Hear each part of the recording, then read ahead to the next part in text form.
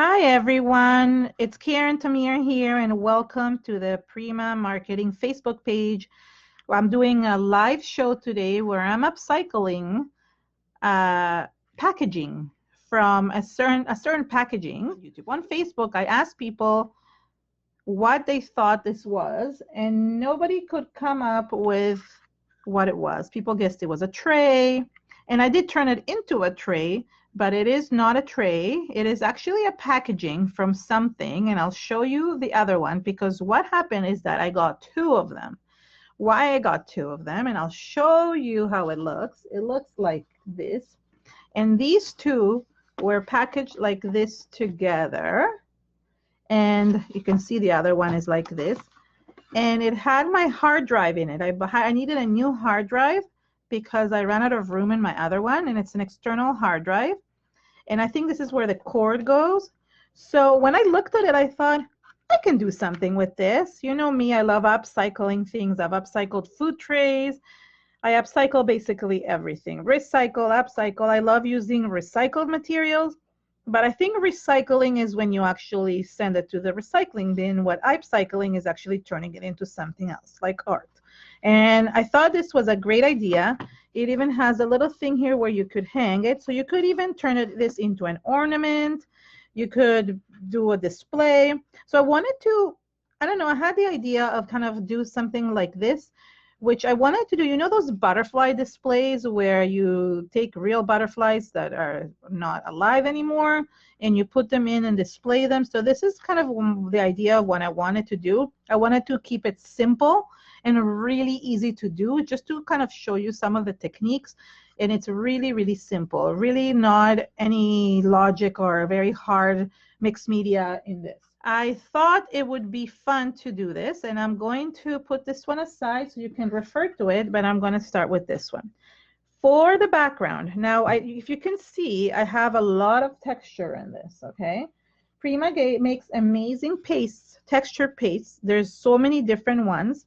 And I have this one. This is the white sand paste. You could also use the graphite paste. I wanted something that is quite coarse and very, I wanted something that is coarse, very like thick, and will give me a really good texture. So these ones come in a tube. These ones are sold at Michael's in a package with a lot of other mediums, but you can buy this one in a big pot as well. Now for this, I could easily, oh, there it's opened. Okay. I could easily first add the black gesso, add white texture, and then add it again. But I was being lazy and I don't want to do that. So what I'm going to do is I'm going to just add it first, dry it, and then paint it with gesso. So this is a really easy first layer. So all I do is I just add it here. I don't like this one. Hold on. Maybe I'll use this. This is better. My silicone brush. I'll put some on the table. And I'm just going to basically add it to the edges quite easily and to the borders to create kind of a textured border. I try to keep the inside as smooth as possible, but I wanted the borders to be very highly textured. So this is what I did. And you just apply it. It's really, really easy. You can get easier than this. So I just continue applying the texture paste. I'm trying not to put it too thick because I don't want it to take forever to dry. But I still want thick enough that it will show when I dry it. Now, I did not put anything, as I said, in the center. But I don't know why I feel like putting something here today. So I'm going to put a little bit of texture here in the center. Not in these panels, but just right in the center. I feel like this one was missing some of that.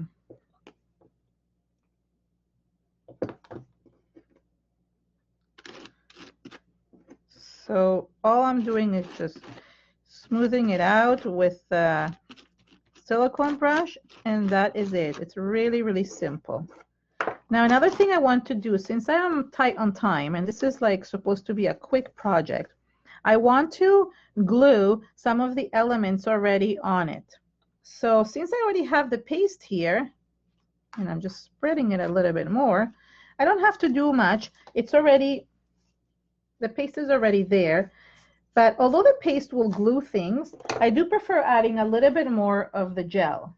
And I'm going to use some heavy gel to do that. So while this is kind of air drying, oh, I forgot to add some here. So while this is air drying, I can go ahead and add some more things. So the first thing I did is I picked these 3 bottle caps just so I could raise the butterflies a little bit. And then I picked the butterflies, the rusted butterflies, and I glue these and set them up on top the way I set them up here. So I'm going to do the same thing with this. This way, when I'm drying, I'm kind of doing 2 things at once. It's like, you know, killing 2 birds with 1 stone, although I don't really like that saying, but you know what I mean, right? So I'm adding it to the edges. So as you can see, sometimes it's hard to stick things that don't have a flat bottom. So I'm going to kind of center this one. And since I have that paste, it's already helping as well. I think this one will have to be a bit higher. Then I have this little one here.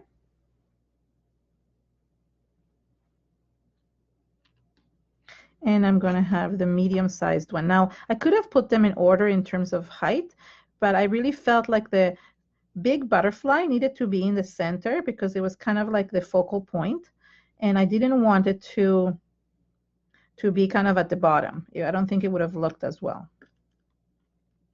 So that's why I did it the way I did.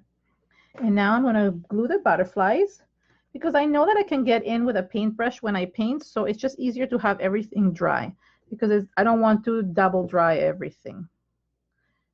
So this, while I dry the paste, the actual glue is going to, the gel is going to dry as well.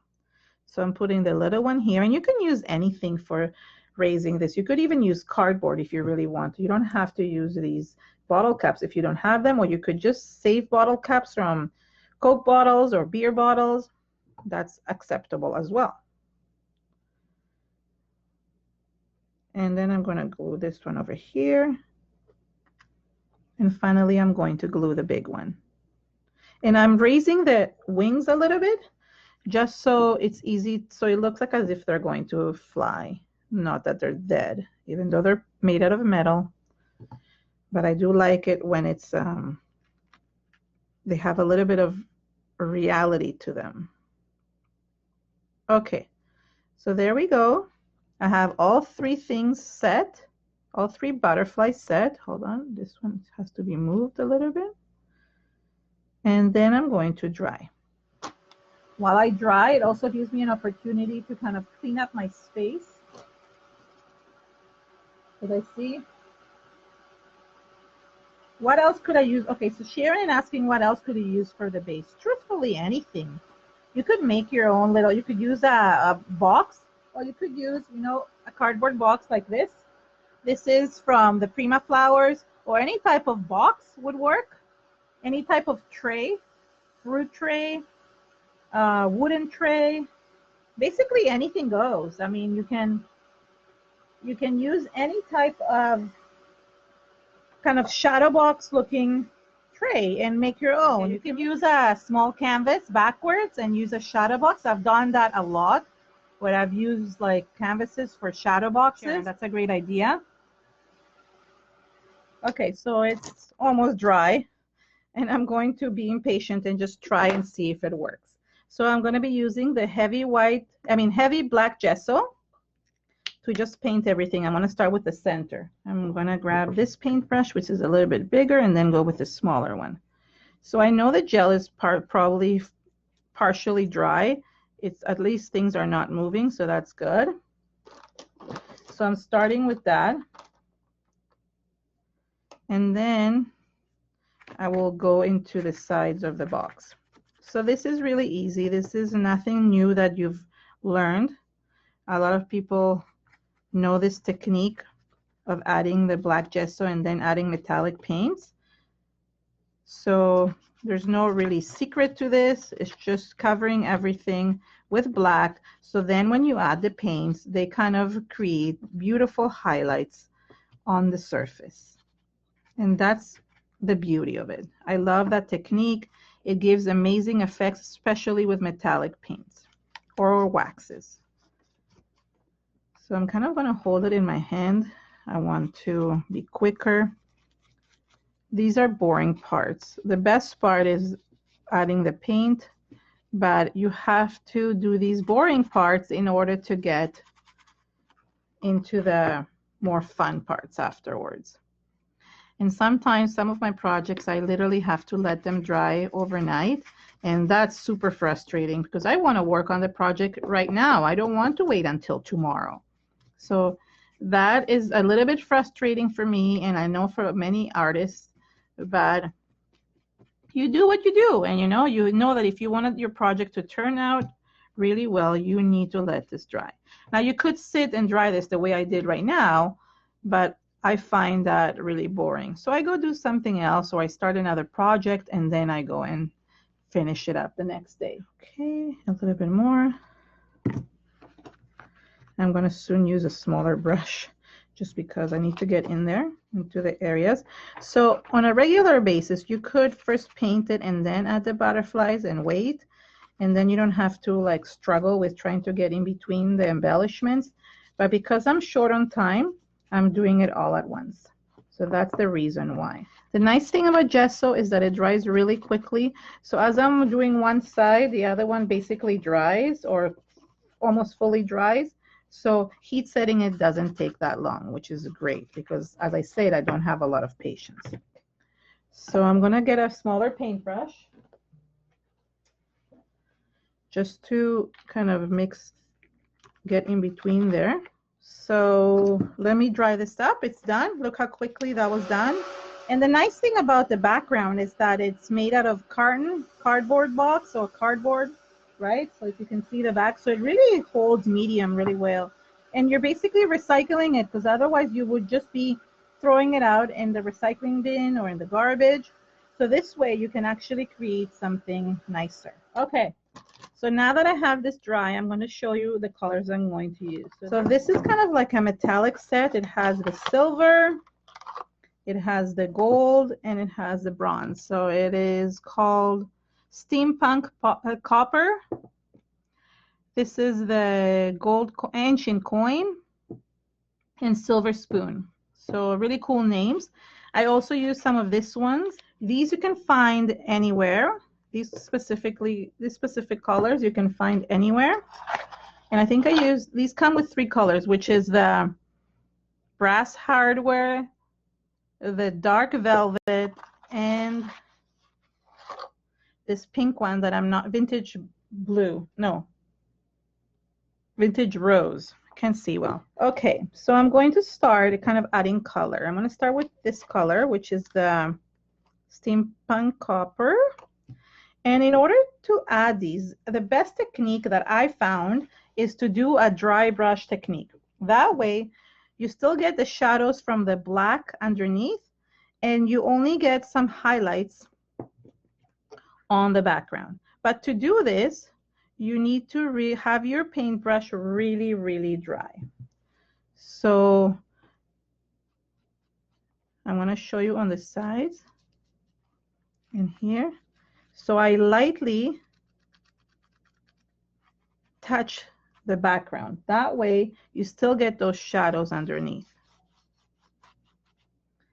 I prefer doing it this way and starting with a little bit, and if I like it, I can always add more, but it's really hard to remove after you added it. And this kind of makes it look ancient, which I really, really like. I'm using a wipe here on the side to kind of wipe off and dry off the excess paint. And it's just basically adding, like, it's so simple. And the reason why I'm going so softly with it is because I really want that texture to kind of peek out from the background. And if I start covering it all, you will still see the texture, but it will not have those shadows with the black. Okay, now I'm going to add a different color. Did I do all sides? Okay, so I really like this copper and the gold. I'm going to add both of them. And I play back and forth between them. That's what happens with me. I just love playing with the different colors. And I'm not going to add this one everywhere. So I'm going to add it in certain areas because otherwise it just takes over and then you don't see the brass underneath. So the brass kind of went everywhere, but the gold is going to go in different places. And look how beautiful what happens when you add it to the butterflies as well. So they kind of become shadowed by the black. How beautiful is that? And you can add some copper to them as well. So it's just playing with the paints. I love playing with the paints. That's basically what I like doing. And you can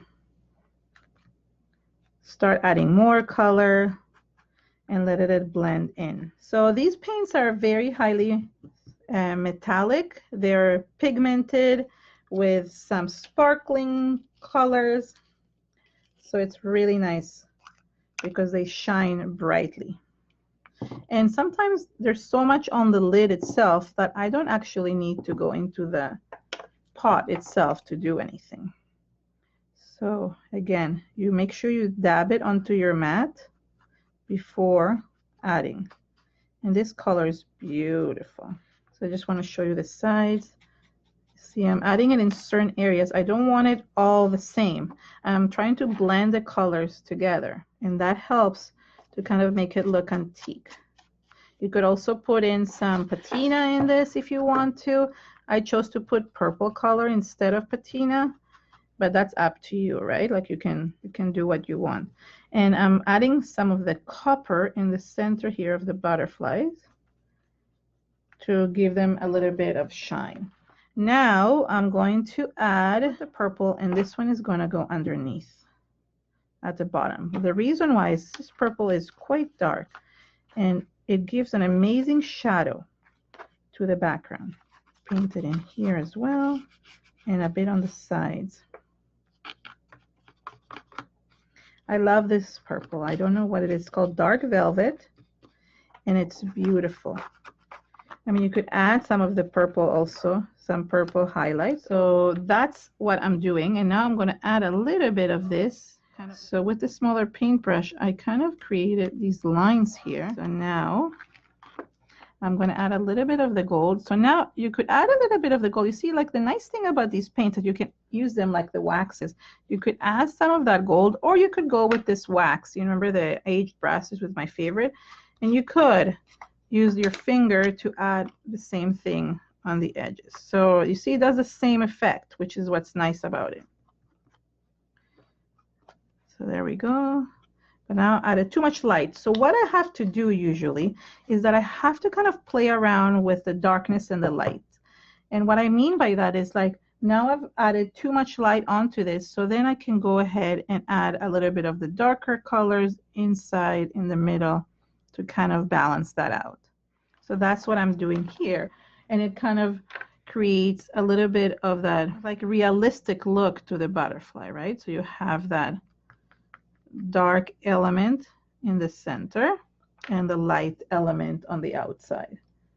So that's basically it. Like, I mean, there's not much. Oh no, I still have to add a little sentiment onto it. I'll show you how I did that. Okay, so I'm just adding a few more accents in certain places. I don't think I want to add the silver. This one I think had silver, but I actually, well, maybe a little bit. It looked nice with this. Yeah, it has a little bit of silver, which looks really pretty. So let's see. I mean, they don't all have to be the same, but it's kind of like adds a little bit of that ancient look to it, but only in certain places. Can you see the difference? I mean, yeah, I guess it looks more like the other one now. And I think there was some here. Maybe that's too much.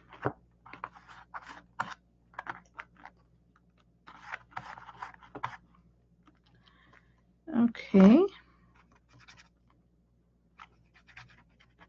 You can always, if you make a mistake, you can always go back with a darker color and just basically fix it. Oops, I'm off screen. So for the last step, and let me just close these. So that's, I mean, that's how simple it is, right? I really didn't do much for this. I just want to fix this butterfly a little bit. Kind of got hidden there. So, I mean, this was really simple, and all I did afterwards is just attach the string.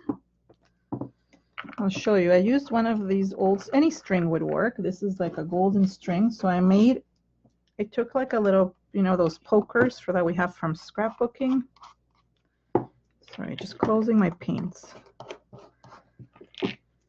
So I took the poker and I made a hole here in the center. So this is like, so I could hang it. So that's one of the things that I did. And then I also made holes here. So I made hole in the outside layer here and in the other one. And I'm not going to tie it up now because that will take too long.